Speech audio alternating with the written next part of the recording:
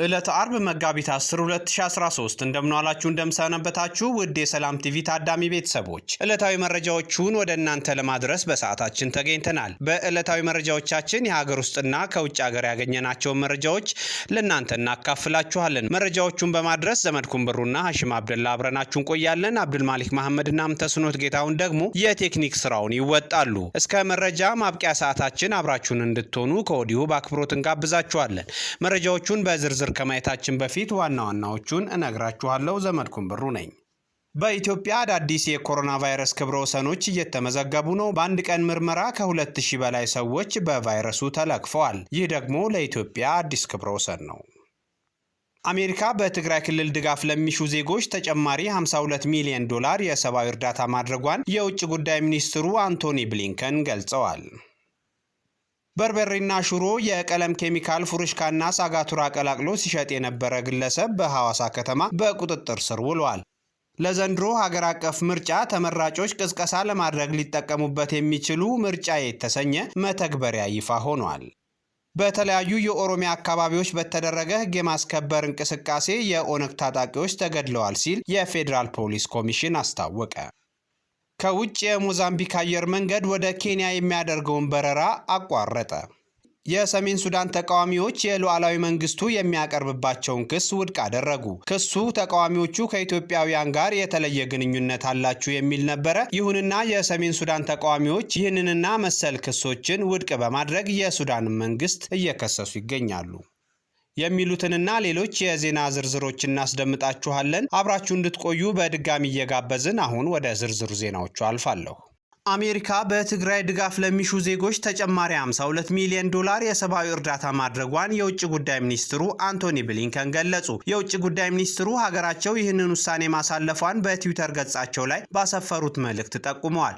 አንቶኒ ብሊንከን የትግራይ ክልልን መልሶ ለማቋቋም በሚደረገው ጥረት ላይ ለጋዥ ማህበረሰብም አስተዋጽኦ እንዲያደርግ ጥሪ አቅርበዋል። ድጋፉ ለ4.5 ሚሊዮን ዜጎች እንዲሁም በሱዳን የስደተኞች መጠለያ ጣቢያ ለሚገኙ ዜጎች የሚውል መሆኑም ታውቋል። በትግራይ ክልል የህግ ማስከበር ዘመቻና አሁን ደግሞ መልሶ ማቋቋም ከተጀመረ ጀምሮ እስካሁን ለሰብአዊ ድጋፍ የሚውል $153 ሚሊዮን ድጋፍ በአሜሪካ የተራድኦ ድርጅት በኩል መደረጉን ከአሜሪካ ኤምባሲ የተገኘው መረጃ ያሳያል። ከእርዳታው በተጨማሪ ፕሬዝዳንት ጆ ባይደን በትግራይ ውስጥ ስለተከሰተው ቀውስና በሌሎች ጉዳዮች ዙሪያ ከጠቅላይ ሚኒስትር ዶክተር አብይ አህመድ ጋር እንዲወያዩ መልእክተኛ ወደ ኢትዮጵያ ሊልኩ መሆኑ ታውቋል። የባይደን መልእክተኛ የአሜሪካ ምክር ቤት አባል የሆኑት ክሪስ ኩንስ በትግራይ ክልል ስለተከሰተው ቀውስ፣ ስለ ሰብአዊ መብት ጥሰቶችና በኢትዮጵያና ሱዳን መካከል ያለው የድንበር አካባቢ አለመረጋጋት የፕሬዝዳንቱን ስጋት አንስተው ከጠቅላይ ሚኒስትር ዶክተር አብይ አህመድ ጋር እንደሚነጋገሩ መረጃዎች ጠቁመዋል። በተያያዘ አምባሳደር ፍጹም አረጋ የአሜሪካ መንግስትና ህዝብ በትግራይ ክልል ተጨማሪ የሰብአዊ እርዳታ ለማድረግ በመወሰናቸው አመስግነዋል። አምባሳደር ፍጹም አረጋ የኢትዮጵያና የአሜሪካ ዲፕሎማሲያዊ ግንኙነት እንደ አውሮፓውያን አቆጣጠር ከ1903 ጀምሮ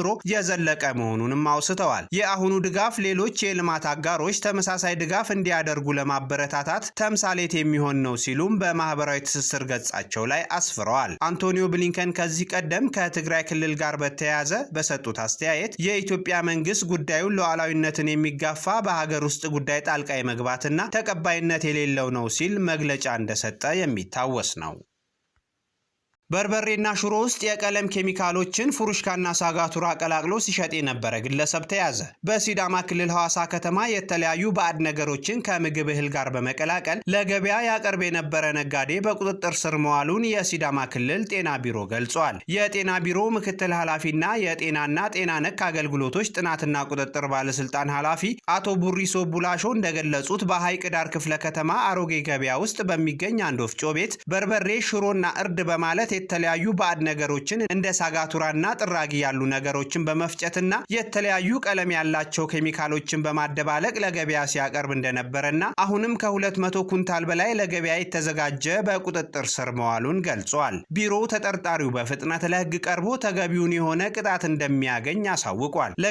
ለገበያ የተዘጋጀው የእህል አይነት ላይ ባደረገው ምርመራ ባዕድ ነገሮች የተቀላቀለበት መሆኑ የተረጋገጠ ሲሆን የሚጨመረው የቀለም ኬሚካል በሰው ልጆች ላይ የሚያደርሰውን የጉዳት መጠን ለማጣራት የላቦራቶሪ ምርመራ እየተካሄደ መሆኑም ተነግሯል። ህብረተሰቡ እንዲህ ባለ ጉዳይ የተለየ ጥርጣሬ ሲያጋጥመው ጥቆማ መስጠት እንደሚገባ ገልጸው ሸማቹ ቢቻል በቤት ውስጥ አዘጋጅቶ እንዲጠቀም አሊያም የታወቁና ህጋዊ ከሆኑ ተቋማት እንዲገበያይ የሲዳማ ክልል ጤና ቢሮ አሳስበዋል።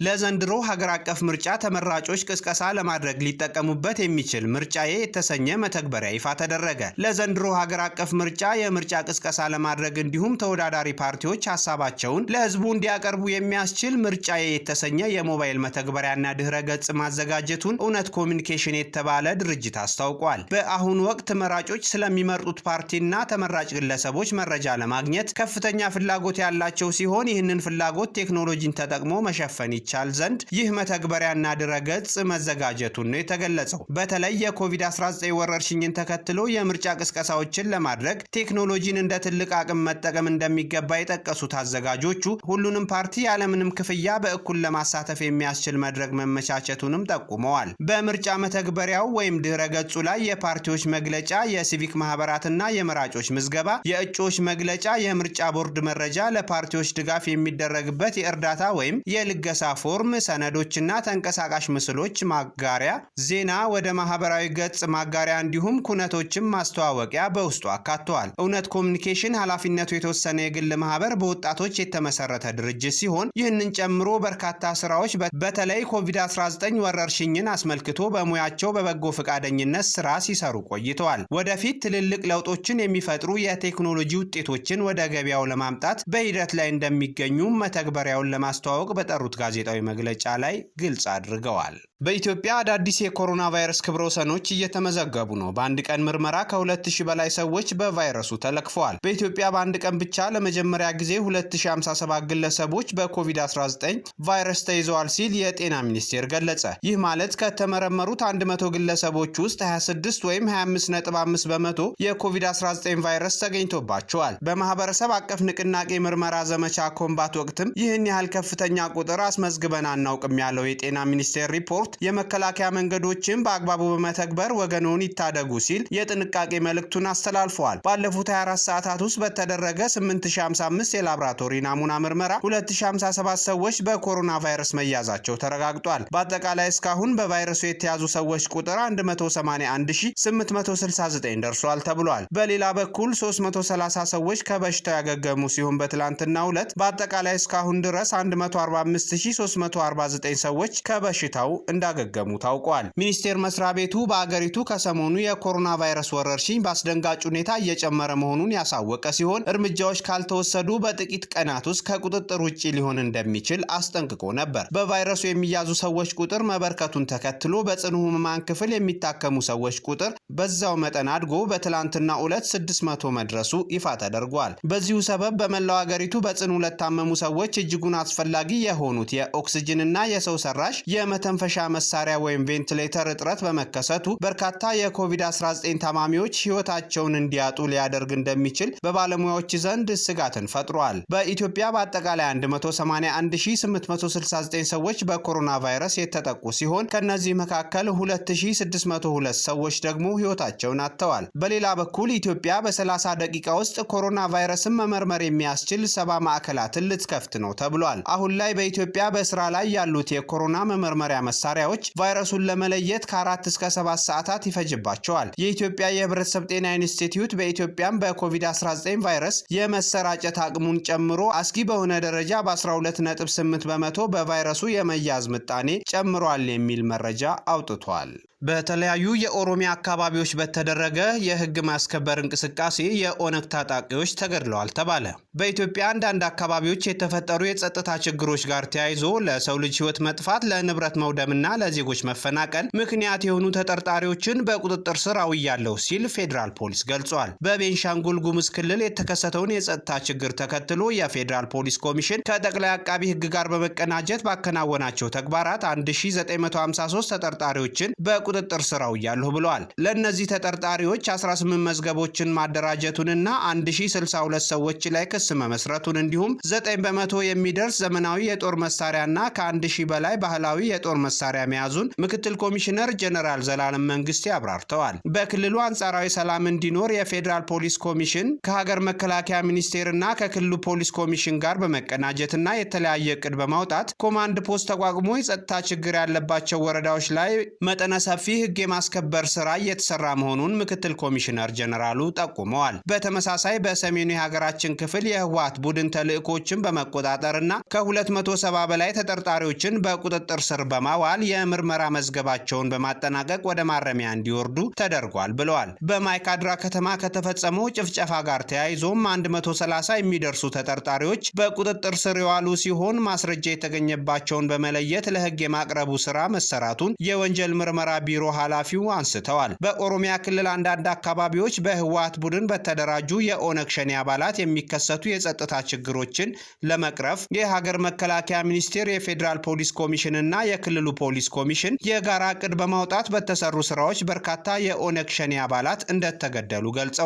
በሀገራችን የህግ የበላይነት ካልተከበረና አጥፊዎች ለህግ ቀርበው ካልተጠየቁ ምንም ዋስትና ሊኖር አይችልም ያሉት ምክትል ኮሚሽነር ጀነራል ዘላለም ወደ ውጭ ሀገራት የተሸሸጉ ተጠርጣሪዎችን አድኖ ለህግ ለማቅረብ እየተሰራ መሆኑንም ተናግረዋል። በመጨረሻም የፌዴራል ፖሊስ ከአጎራባች ሀገራት ጋር ያለውን ግንኙነት በጠንካራ መሰረት ላይ መገንባት እንዳለበት በመግለጽ ድንበር ዘለል ወንጀሎችን ለመከላከል ከጅቡቲ፣ ከሶማሊያና ከሱዳን ፖሊሶች ጋር የጋራ ስምሪት ለማድረግ የመግባቢያ ሰነድ በመፈራረም እስከ አውሮፓ አህጉር የተዘረጋውን የወንጀለኞች መረብ ለመበጣጠስ የሚያስችል አቅም በመፍጠር እየተሰራ መሆኑንም የወንጀል ምርመራ ቢሮ ኃላፊ ምክትል ኮሚሽነር ጀነራል ዘላለም መንግስቴ ገልጸዋል። መረጃው የፌዴራል ፖሊስ ኮሚሽን ነው። እየተከታተላችሁ ያላችሁት ዕለታዊ የሰላም ቲቪ መረጃዎቻችንን ነው። ከዕለታዊ መረጃዎቻችን ወደ ውጭ ዜናችን እናልፋለን። የምናገኘውም የሞዛምቢክ ዜናን ነው። የሞዛምቢክ አየር መንገድ ወደ ኬንያ የሚያደርገውን በረራ ለጊዜው ማቋረጡን አስታውቋል። አየር መንገዱ ከኬንያ ወደ ሞዛምቢክ እንዲሁም ከሞዛምቢክ ወደ ኬንያ የሚደረገውን በረራ ማቋረጡን አስታውቋል። ይህ ውሳኔም በአሰራር ምክንያት የተላለፈ መሆኑም ተረጋግጧል። አየር መንገዱ ዝርዝር መግለጫ ባይሰጥም ውሳኔው በኮሮና ቫይረስ ምክንያት ከአየር ትራንስፖርት መቀዛቀዝ ጋር የተቆራኘ ነው ተብሎ ይታሰባል። ከዚህ ቀደም አየር መንገዱ በወረርሽኙ ምክንያት የተወሰነ የሀገር ውስጥ በረራዎቹን ማቋረጡ የሚታወስ ነው። ዘገባው የቢቢሲ ነው። ተመልሰናል። ወደ ሱዳን ይወስደናል። ቀጣዩ መረጃችን የሰሜን ሱዳን ተቃዋሚዎች የሉዓላዊ መንግስቱን ክስ ውድቅ አደረጉ። ሱዳን በኢትዮጵያ ላይ ያደረገችውን ወረራ የሚቃወም ሁሉ በዛች ሀገር ወቀሳ ይገጥመዋል። ይህ ተቃዋሚ ቡድንም ከኢትዮጵያ የጦር መሳሪያ ጭምር ትቀበላለህ የሚል ወቀሳ ከነ አልቡርሃን በኩል ተሰንዝሮበታል። የእነዚህን አካላት ሰጣ ገባ የሚያስቃኘን ሐሺም አብደላ ነው። ከኢትዮጵያ ምንም አይነት የመሳሪያ ድጋፍ አልተቀበልኩም ሲሉ የሱዳኑ ተቃዋሚ ሰው ጆሴፍ ቶካ ተናገሩ። ከኢትዮጵያ መንግስት ወታደራዊና የመሳሪያ ድጋፍ ታገኛላችሁ የሚልና ይህንንም የምታደርጉት ኩርሙክን ለኢትዮጵያ ሱዳንን ለመውረር ለማመቻቸት አስባችሁ ነው የሚል ክስ በሱዳን መንግስት ቀርቦባቸው እንደነበረ የገለጹት የሰሜኑ ሱዳን ተቃዋሚ ፓርቲ መሪ ጆሴፍ ቶካም ክሱን ሐሰት ሲሉ ማጣጥለውታል። በእኛ በኩል ጦርነት ሀገርን ከማፍረስ ውጭ ጥቅም እንደሌለው እንረዳለን ያሉት የሰሜን ሱዳኑ ተቃዋሚ ጆሴፍ ቶካም ይልቁንም በሱዳን ውስጥ የጦርነት ነጋሪት የሚጎስሙ የመንግስት አካላት አሉ በማለትም በተለይም ከግብጽ ጋር የተለየ ቁርኝነት እንዳላቸው የሚነገርላቸውን የሉዓላዊ ምክር ቤቱን ፕሬዝዳንት ጀነራል አብዱል ፈታህ አልቡርሃንን የተቹበትና የወነጀሉበትን አስተያየታቸውን ሰጥተዋል። ተቃዋሚው ሰው ይህንን ማለታቸውን ተከትሎም በሱዳን በወታደራዊና በሲቪል የሽግግር መንግስቱ ውስጥ መከፋፈል እንዳለ የሚያሳይ መሆኑም የተነገረ ሲሆንም የጀነራል አብዱል ፈታህ አልቡርሃን ቡድን በሀገሪቱ ሰላምን ለማምጣት እየሰራ የሚገኘውን የአብዱላ ሐምዱክን መንግስት ለመጫንና በሀገር ውስጥም ይሁን ከጎረቤት ሀገራት ጋር ግጭት እንዲፈጠርም ካይሮ ድረስ ከፍተኛ የጦር መኮንኖችን ጭምር በመላክ ስልጠና እንዲወስዱ በማድረግ ዝግጅት እያደረጉ መሆናቸውንም መረጃዎች አመልክቷል።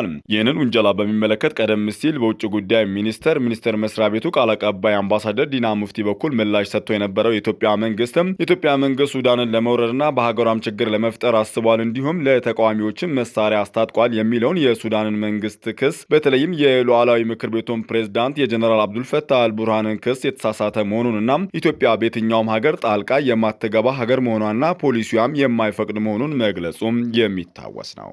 ከውጭ ምንጭ የመጨረሻ ያደረግነውን መረጃ እናስደምጣችኋለን። ሳሚያ ሱሉሉ ሐሰን ቃለ መሐላ ፈጽመው ስልጣን በመረከብ የመጀመሪያዋ የታንዛኒያ ሴት ፕሬዝዳንት ለመሆን በቅተዋል። ሳሚያ የፕሬዝዳንትነት መንበሩን የተረከቡት ዳሬ ሰላም በሚገኘው ቤተ መንግስት ውስጥ ነው። በሀገሪቱ ጠቅላይ ፍርድ ቤት ኃላፊ ኢብራሂም ጁማ አማካኝነት በፈጸሙት ቃለ መሐላም ፕሬዝዳንትነታቸውን አረጋግጠዋል። ፕሬዝዳንት ሳሚያ ወደዚህ ስልጣን የመጡት ቀዳሚው ፕሬዝዳንት ጆን ማጉፉሊ በልብ ችግር ምክንያት ህይወታቸው ማለፉን ተከትሎ ነው። የሀገሪቱ ስድስተኛ ፕሬዝዳንት ለመሆን የበቁት ፕሬዝዳንት ሳሚያ 61 ዓመታቸው ሲሆን ላለፉት 5 ዓመታት በምክትል ፕሬዝዳንትነት ሀገራቸውን አገልግለዋል። በታንዛኒያ ህገ መንግስት መሰረት አዲሷ ፕሬዝዳንት ለቀጣዮቹ 5 ዓመታት በመሪነት ሀገሪቱን ያስተዳድራሉ። ፕሬዝዳንት ሳሊሃ ረቡዕ ሌሊት ከዚህ ዓለም በሞት መለየታቸው የተነገረው የታንዛኒያ ፕሬዝዳንት ጆን ማጉፉሊን ቦታ እንደሚተኩ ሲጠበቅ ነበር። ፕሬዝዳንት ጆን ማጉፉሊ ሁለተኛውን የ5 ዓመት የስልጣን ዘመናቸውን በዚህ ዓመት የጀመሩ ሲሆን በድንገት በማለፋቸው ምክንያት ፕሬዝዳንቷ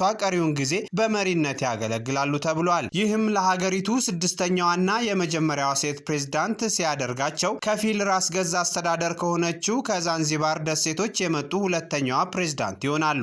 ሳሚያ የታንዛኒያን ፕሬዝዳንትነት መንበር ለመረከብ የሚያስችላቸውን ቃለ መሐላ ከፈጸሙ በኋላ እርሳቸው ይዘውት የነበረውን የምክትል ፕሬዝዳንትነት ቦታ የሚይዝ እጩ ለመሰየም ከፓርቲያቸው አመራሮች ጋር ይመክራሉ ተብሏል። በታንዛኒያ ህገ መንግስት መሰረት ሳሚያ የዛንዚባር ደሴቶች ተወካይ በመሆናቸው ምክንያት ምክትላቸው ከቀሪው የሀገሪቱ ክፍል የሚወከሉ ይሆናል። ለምክትል የሚሰየሙት እጩ ከሀገሪቱ ፓርላማ አባላት የ50 በመቶ ይሁንታ ማግኘት ይኖርባቸዋል። በሀገሪቱ ህገ መንግስት ሳሚያ ሱሉሉ ሐሰን 3 ከዚያ በላይ ለሆኑ ዓመታት በፕሬዝዳንትነት ከቆዩ በቀጣይ ዙር በሚኖር ፕሬዝዳንታዊ ምርጫ አንድ ጊዜ ብቻ እንዲወዳደሩ ይፈቀድላቸዋል። ሳሚያ ሱሉሉ በፖለቲካ መድረክ ላይ ትኩረትን ያገኙት በ2004 እንደ አውሮፓውያን አቆጣጠር አዲሱ የሀገሪቱ ህገ መንግስት ረቂቅ ሲዘጋጅ የጉባኤው ምክትል ሊቀመንበር ሆነው ሲሾሙ ነበር። ከአንድ ዓመት በኋላ ደግሞ የገዢው የሲሲኤም ፓርቲ ፕሬዝዳንታዊ እጩ ተወዳዳሪ የነበሩት የጆን ማጉፉሊ ምክትል በመሆን በእጩነት ቀረቡ።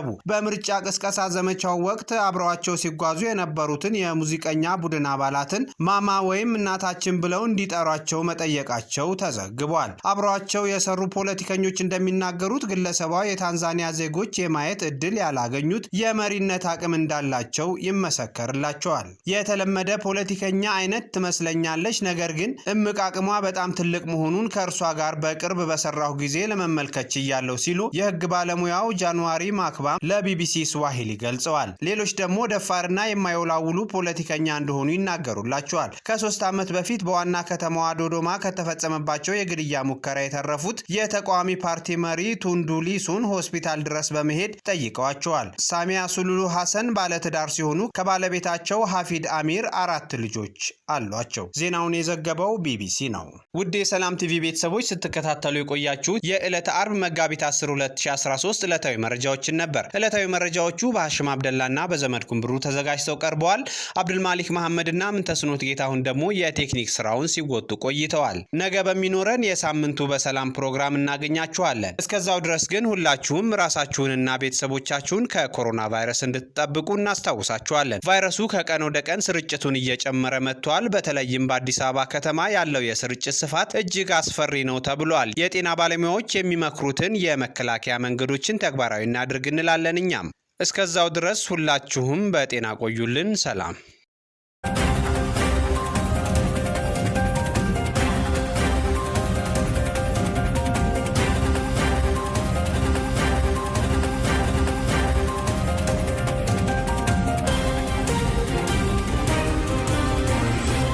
የኢትዮጵያ እስልምና ጉዳዮች ጠቅላይ ምክር ቤት መጅሊስ ከተቋቋመም 40 ዓመታትን ዕድሜ ያስቆጥሯል። በዚህ ረጅም ጊዜ ውስጥም ጠቅላላ ጉባኤን ማካሄድ የቻለውም ለ10 ጊዜ ያህል ብቻ መሆኑን የኋላ የተቋሙ ታሪክም ይጠቁማል። ምርጫን በተመለከተ ደግሞ ምናልባትም በ2004 ተነስቶ የነበረው የህዝበ ሙስሊሙ ተቃውሞ ተከትሎ በወቅቱ ከፍተኛ ጣልቃ ገብነት ያደርግ የነበረው መንግስት በጊዜው የሃይማኖቶችን ጉዳይ በቀጥታ ይመለከት በነበረው የፌዴራል ጉዳዮችና የአርብቶ አደር ጉዳዮች ሚኒስቴር በሚኒስትሩ ዶክተር ሽፈራው ተክለማርያም መሪነት በቀበሌ ካድሬዎች ከተደረገው ምርጫ ውጪ በህጋዊ መንገድ በህዝበ ሙስሊሙ ፍቃድ የተደረገው አንድ ምርጫ ብቻ መሆኑና እሱም ታላቁ ሼህ ሐጂ መሐመድ ሳኒ ሐቢብ በነበሩበት ወቅት መሆኑንም ሌላኛው የመጅሊሱ የኋላ ታሪክ ነው። እስከዛሬ ድረስ በነበረው የመጅሊሱ አመራርነት ላይ የመንግስት ቀጥታ ጣልቃ ገብነት የነበረበትና መንግስትም በዘፈቀደ ከህግ አግባብ ውጪ ህገ መንግስቱን በመቃረን ምደባ ያካሄድበት የነበረ ሲሆን ካድሬዎች በእጅ አዙር ሙስሊም ያልሆኑትም ጭምር መጅሊሱን ይመሩ እንደነበረም ይታወቃል። አመታትን በብዙ ውጣ ውረድ በመሪዎቹ አሳር ስቃዩን ሲያይ የቆየውና የሚሊዮን ኢትዮጵያውያን ሙስሊሞችን ጥያቄ በጫንቃው ተሸክሞ የነበረው መጅሊስ ለ7 ዓመታት በተደረገው እልህ አስጨራሽ ተጋድሎ አንጻራዊ የሚባል ለውጥ በ2010 ማምጣትም ችሏል። ከ2010 ለውጥ በኋላ መንግስትና ሌሎች ባለድርሻ አካላት የተሳተፉበት ውይይት ተደርጎም በ6 ወራት ውስጥም የመጅሊሱን አደረጃጀት፣ ፋይናንስና ተቋማዊ ስርዓት ደንቦችንና መመሪያዎችን አጥንተው እንዲያቀርቡ ዘይትና ውሃን የመቀላቀል ያህል ይከብዳል የተባለለትን ከሁለት ወገን የተውጣጣ መሰረታዊ ችግር የነበረበትና በተቋቋመበት ጊዜም እምብዛም የህዝበ ሙስሊሙን ተቀባይነት ማግኘት ያልቻለውን 9ኙን የጋራ ኮሚቴ እንዲዋቀር በማድረግም እነዚህ ጉዳዮች አጥንቶም እንዲያቀርባቸው የተሰጡትን የቤት ስራዎች በ11 ወራት ውስጥ ማዘጋጅቶ መጨረሱን ይፋ በማድረጉ መጅሊሱ ከበርካታ ዓመታት በኋላ በጋራ የሚያዝያ 23ቱን የሸራተኑን ጉባኤ በመጥራት እንዲካሄድ አድርጓል። በሸራተኑ ጉባኤ 9ኙ የጋራ ኮሚቴ ያደረጋቸውን ጥናቶችና ያዘጋጃቸውን ሰነዶች ቀርበው ውይይት ከተደረገባቸው በኋላ ምልዓተ ጉባኤው 26 የዑለማ ምክር ቤት አባላትንና 7 ምሁራን የተካተቱበትን የሥራ አመራር ቦርዱ ተመርጠው በ6 ወራት ውስጥም 3 አበይት ክንዋኔዎችን አከናውነው የመጅሊሱን ጉባኤ በመጥራት ቋሚ የመጅሊስ አመራሮችን አስመርጠው ቦታውን እንዲለቁ ባደራ መልክ የጊዜ ገደብ ተሰጥቷቸው ጉባኤው እንዲጠናቀቅም ተደርጓል። ባለፉት 18 ወራት እነዚህ ኃላፊነት የተሰጣቸው የቦርድና የምክር ቤት አባላት ኃላፊነታቸውን ሳይወጡ በመቅረታቸው ምክንያትም መሪ አልባውና ጠንካራ ተቋም ይኖረኛል በሚል መስዋዕትነት ሲከፍል ለኖረው ተስፈኛው የኢትዮጵያ ሙስሊም ጭቅጭቅንና ንትርክን ብቻ ነበር አበርክተው ቀጣይ ምን ሊከሰት ይችላል ከሚለው ስጋት ባሻገርም የሙስሊሙን ተቋማዊ ዕጣ ፈንታ ባሉታዊ ጎኑ ነበር ታሪካዊ ጠባሳን አስቀምጠው ያለፉት። ጥቂት ግለሰቦች ጎልቶ በወጡበት በዚህ የመጅሊስ የስልጣን አውድም እነዚህ ግለሰቦች ያገኙትን አጋጣሚ ተጠቅመው ያሻቸውን ሲፈጽሙና እንዳሻቸው ሲያተራምሱ በመቆየታቸው ለምን የሚሉ ጥያቄዎች መብዛታቸውን ተከትሎም ለመምራት የተቀመጡትና እንዲመሩ አደራ የተሰጣቸው አካላት በተናጠል በሚያደርጉት ሩጫም ጭምር ለዛሬው ለተወዛገበ ጋዜጣዊ መግለጫም ሊበቁ ችለዋል። ይህንን ጋዜጣዊ መግለጫ የሰጡ አካላትም ቀደም ብለው እንዳስታወቁት ከሆነ በመጅሊስ አካባቢ ያለው ሁኔታ ከአቅማቸው በላይ በመሆኑ ከ28ቱ የጠቅላላ ጉባኤ አባላት ውስጥም የመጅሊሱን ወቅታዊ ችግር ተረድተው ጠቅላላ ጉባኤ እንዲጠራና የመጅሊሱ ችግር በዘለቄታነት እንዲፈታ የሚፈልጉ 23ቱን የጉባኤ አባላት በማስፈረም ለመጋቢት 7 እና 8 2013 ጠቅላላ ጉባኤ መጥራታቸውን አስታውቀዋል። በዚህ የሂሳብ ስሌት መሰረትም ጉባኤው መካሄድ የለበትም የሚሉትን ወገኖች 23 ለ5 ድምጽ ብልጫ በማምጣትም ጭምር ነው። ይህን ሁኔታ ብዙዎቹ ዝርራ ሲሉም ገልጸውታል። ይሁን እንጂ የዑለማ ምክር ቤቱን በበላይነት የሚያስተዳድሩት ክቡር ዶክተር ተቀዳሚ ሙፍቲ ሐጂ ዑመር ኢድሪስና የዑለማ ምክር ቤቱ ዋና ጸሐፊ የሆኑት ሼህ ቃሲም መሐመድ ታጁዲን ግን ጠቅላላ ጉባኤውን የጠራው የዑለማ ምክር ቤቱ ቦርድ በሰራቸው የተለያዩ ወንጀሎች ምክንያት በህጋዊ መንገድ በደብዳቤ የታገደ መሆኑን በመግለጽ ጉባኤውን መጥራት አይችሉም፣ ቢጠሩም ህገወጥ ነው ሲሉም ጉባኤውን ውድቅ አድርገውታል። ይህንንም በሚመለከት ለሁለት ሚዲያዎች በላኩት አባሪ ደብዳቤም አስታውቀው ነበር። ለዚህ ደብዳቤና ጥያቄ ምላሽ የሰጠው የዛሬው የዑለማ ምክር ቤቱ መግለጫም ተከታዩን ሀተታ አካተዋል። ለረጅም ዘመናት የቆየውን የኢትዮጵያ ሙስሊሞች ዘመናዊ ጠንካራ የአንድነት ተቋም ጥያቄ በዘለቄታዊ ይፈታል ተብሎም ከፍተኛ ተስፋ የተጣለበት የአንድነት ጉባኤ ሚያዝያ 3 2011 ሸራተን አዲስ ላይ መደረጉም ይታወሳል ይላል። በዚህ መሰረታዊ ጉባኤ ላይ ተቋሙን እንድናሻገር 26 ዑለሞችና 7 ምሁራን ተመርጠን የሙስሊሙን አንድነት አስጠብቀን ኡማውን የተቋም ባለቤት አድርገን እንድንመራም ትልቅ አደራ ተሰጥቶን እኛም በህዝብ ፊት ይህንን ለማስፈጸም በጋራ ቃል መግባታችን ይታወሳል ይላል። ይህንን በህዝባዊ አደራ ከተረከብን 2 ዓመታት ሊሞላን ጥቂት ቀናቶች ብቻ ያህል የቀረው ቢሆንም በዚህ ጊዜ ውስጥ በጉባኤው ከተሰጡት አበይት ተልእኮች በተለይም የዑለሞችን አንድነት ሰነድ በተግባር የኢትዮጵያ ሙስሊሞችን አንድነት ጽኑ መሰረት ላይ ማስቀመጥና በአዲስ የመጅሊስ ህገ ደንብ መሰረትም የአስተዳደር መዋቅር መዘርጋት ኡማውን የዘመናዊ ተቋም ባለቤት ማድረግ በህዝብ ለተመረጠው አካል ማስረከብ እስካሁንም አልተቻለም። ጊዜያዊ መጅሊሱ ባደራ የተሰጡትን ተልእኮች አሁን ድረስ ተግባራዊ ማድረግ ካለመቻሉም በላይ ሚያዝያ 3ን ከጅምሩ ሲቃወሙ የነበሩት ግለሰቦች በመጅሊሱ ውስጥ ካሉት ጥቂት የዑለማ አመራር አባላት ጋር በመመሳጠር ለውጡን ለመጥለፍ ወይም ሀጃክ ለማድረግ ባደረጉት ሂደትም ውሳኔዎችን በመመካከር ሳይሆን በተናጠል መደበኛ የስብሰባ ስርዓት ወይም የሹራ አዳብ ሳይከተል በዘፈቀደ ሊባል በሚችል መልኩም ምክር ቤቱም ያለ ሪፖርትና እቅድ የእውር ድንብር አካሄድ በመጓዝ ላይ ይገኛልን ብለዋል። በዚህ ጊዜ ውስጥም የታዩትን ጉልህ የተቋም አሰራር ጥሰቶችን የመጅሊሱን የህጋዊ ሰውነት ጥያቄ ለማሳካት ሲባል በትዕግስትና በመግባባት ለማስተካከል ስንሞክር የነበረ ቢሆንም ችግሩ ግን ከመቅረፍ ይልቅ የመጅሊሱ ዋና ተልዕኮ የሆነውን አንድነትን የመናድ ጥረቶችም ቀጥለዋል። በጣም የሚያሳዝነው ለአንድነቱ ብዙ መስዋዕትነት የከፈሉትን ከሙስሊሙም አልፎም ለአገር ዋርካ ይሆናሉ ተብሎ ትልቅ ተስፋ ተጥሎባቸው የነበሩት ተቀዳሚ ሙፍቲ ሐጂ ዑመር ኢድሪስን በተዛባ የሐሰት መረጃ ስሜታዊ በማድረግ የተሳሳተ አቋም እንዲወስዱ በመገፋፋት በስማቸው በመነገድ የሙፍቲን ክብር በሚነካ መልኩም እኩይ ዓላማቸውን እያራመዱ ይገኛሉ ይላል። ከላይ የተጠቀሱት እውነታዎች እያሉም ጥቂት ግለሰቦች የግል ፍላጎታቸውን ኡማው ላይ ለመጫን ለውጡን በማደናቀፍ ገና ለገና ጥቅማችን ይነካል ብሎም በመስጋት በህግ ደንቡ መሰረት የሚንቀሳቀሱትን የጠቅላላ ጉባኤ አባላት በህገ ወጥነት በመፈረጅ ማስፈራራት፣ የጠቅላላ ጉባኤ አባላት የሆኑትን የሥራ አመራር ቦርድ አባላትንም ስም በማጥፋት ከህገ ደንቡ አንቀጽ 14 ንዑስ አንቀጽ 1 በተጻራሪ ያለ ስልጣናቸው ከሥራ አገደናል በማለት ለውጡን ማደናቀፍ፣ ህገወጥ ማህተም ማስቀረጽና መጠቀም፣ የክልል መጅሊሶችን እንዳይደራጁ ሆን ብሎ መከላከልና በተደራጁ ክልሎች ከጎን ሌላ የራሳቸው ህገወጥ ቡድን ማደራጀት፣ ከህገ ደንቡ ውጪ የባንክ ፊርማ መቀየር፣ በሌሎች አመራር የማይታወቁ የባንክ ሂሳብ መክፈትና በርካታ ህገወጥ ተግባራት በማከናወን እስካሁን ድረስም ቀጥሏል። በአጭሩ የጠቅላላ ጉባኤው መጠራት አንገብጋቢና ጊዜ የማይሰጥ ጉዳይ ከሚያደርጉት እውነታዎች ውስጥም የሽግግር መጅሊሱ ሙስሊሙን ማህበረሰብ የሰጠውን አማና መወጣት ባለመቻሉና በሁለት ዓመት ጊዜ ውስጥም የተሰሩትና ያጋጠሙትን ችግሮች የሚገልጽ ምንም አይነት የሥራ አፈጻጸምና የፋይናንስ ሪፖርትም ሆነ እቅድ ለሙስሊሙ ህብረተሰብም ሆነ እርሱን ለወከላቸው የጠቅላላ ጉባኤ አባላት እስካሁን ድረስ ባለማቅረቡ። ሁለተኛ የመጅሊሱ አመራር ከተሰጡት ዋና ዋና ዓላማዎቹ እንዲሁም የህዝበ ሙስሊሙን ስለንቦና ዘላቂ ጥቅም በተቃራኒ ለሙስሊሙ አንድነት የማይበጁ ድርጊቶች ላይ ተጠምዶ በመገኘቱ ሙስሊሙን ህብረተሰብ ክፉኛ እያስቆጣ በመሆኑ። ሶስተኛ በመጅሊሱ ህገ ደንብ መሰረትም በየ6 ወሩ መካሄድ የነበረበት መደበኛ ጠቅላላ ጉባኤውም ያለምንም ምክንያት ሳይካሄድ መደበኛ ጊዜ ያለፈ ሲሆን አሁን የጠቅላላ ጉባኤ ጥያቄ ሲበረታ ውሃ የማይቋጥሩ በፍጹም ጠቅላላ ጉባኤው ለማዘግየት ምክንያት ሊሆኑ የማይችሉ ጉዳዮችን በመደርደር ከጠቅላላ ጉባኤው በመሸሽ ከተጠያቂነት ለማምለጥና ጊዜያዊ መጅሊስ የሚለውን ለማስቀረት የሚደረግ ሩጫ በህዝባችን ዘንድ በፍጹም ተቀባይነት የሌለው በመሆኑ።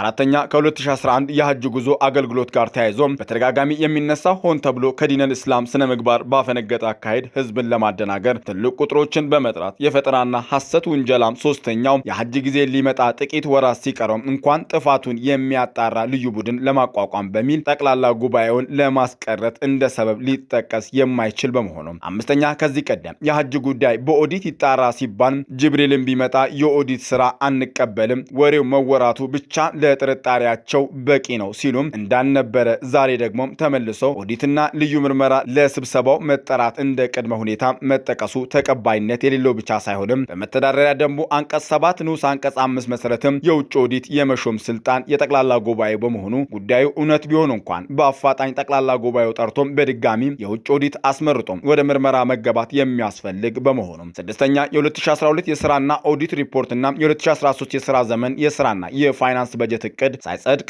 ዓመቱ እየተገባደደ በመሆኑ ይህንን ደግሞ ከተቋማዊ አሰራርና ከተጠያቂነት አንጻር ተቀባይነት የሌለው በመሆኑ። ሰባተኛ የጠቅላላ ጉባኤውን ስብሰባን መደበኛ ጊዜ የማሳለፍ ስልጣን የጋራ የጠቅላላ ጉባኤው አባላት እንጂ በየትኛውም ግለሰብ መልካም ፍቃድ የሚወሰን ባለመሆኑ። ስምንተኛ ከ2/3 በላይ የጠቅላላ ጉባኤ አባላትና አብዛኛው በቁጥር 7 የሚሆኑ የክልል መጅሊሶችንም ጭምር አስቸኳይ ጠቅላላ ጉባኤ ይጠራልን በማለት ተደጋጋሚ ጥያቄ አቅርበው መልስ በማጣታቸው ከፌዴራል መጅሊስ አመራር እውቅናቸውን አንስተው ያላቸውንም ይፋዊ የሥራ ግንኙነት ያቋረጡ ሲሆን ይህ ደግሞ ለሙስሊሙ ብቻ ሳይሆን ለሀገራችንም ትልቅ አደጋ የደቀነ በመሆኑ የመጅሊስ ሁኔታ ከላይ በተጠቀሱት ችግሮች ተተብትቦ መቀጠል የሙስሊሙን ህብረተሰብ በለውጡ ማግስት ያገኘውን ድልና የሰነቀውን ተስፋ የሚያመክን በመሆኑ እኛም በሸራተኑ ጉባኤ ለሽግግር ጊዜ ተወክለን 2/3 የጠቅላላ ጉባኤን አባላት አስቸኳይ የጠቅላላ ጉባኤ ስብሰባ በመጋቢት 11 እና 12 ላይ ለማካሄድ መወሰናችንን ተከትሎ ለሁሉም የጠቅላላ ጉባኤ አባላትና ለተለያዩ ባለድርሻ አካላትም ይህንኑ በማሳወቅ ጥሪ ተላልፎም እንደነበረ ይታወሳል። ሆኖም ግን ምንም እንኳን እያንዳንዳን ቀን ህዝባችንን ተጨባጭ ነገሮችን ሳንሰራ በተራ አተካሮም ማለፍ የሚያስቆጭ ቢሆንም ስብሰባውን የበለጠ ውጤታማ ለማድረግና አንዳንድ ባለድርሻ አካላትም ተጨማሪ ጊዜ